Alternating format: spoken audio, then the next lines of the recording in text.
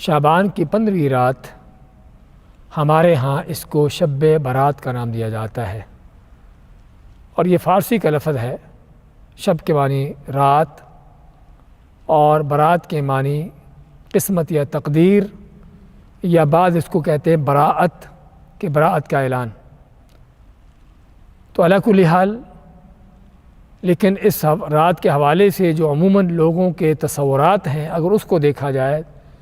تو زیادہ پہلا معنی ہی قریب معلوم ہوتا ہے کہ شب برات کا معنی کہ وہ رات جو تقدیر کی اور قسمت کی رات ہے۔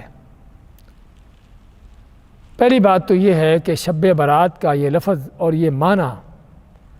قرآن و سنت میں اس کا کوئی وجود نہیں ہے۔ 15 شعبان کے حوالے سے خصوصاً کوئی تصور نہیں ہے قرآن و سنت میں، اور سنت کی بات ہم صحیح احادیث کی بات کر رہے ہیں۔ دوسری بات یہ ہے کہ بذات خود عربوں کے ہاں عربی زبان میں بھی، چونکہ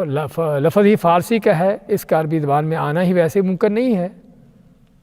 اور نہ ہی عربوں کے ہاں اس طرح کا کوئی عربی میں کوئی اور تصور ہے اس رات کا،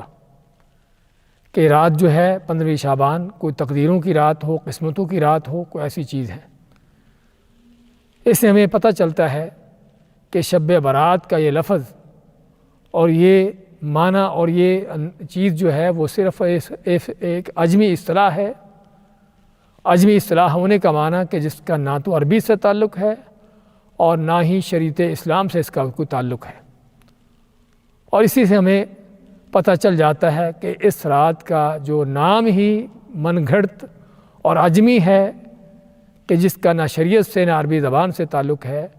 تو پھر اس رات کا بھی قرآن و سنت سے کیا تعلق ہوگا؟ ہم اسی سے اس رات کی حقیقت کو جان سکتے ہیں۔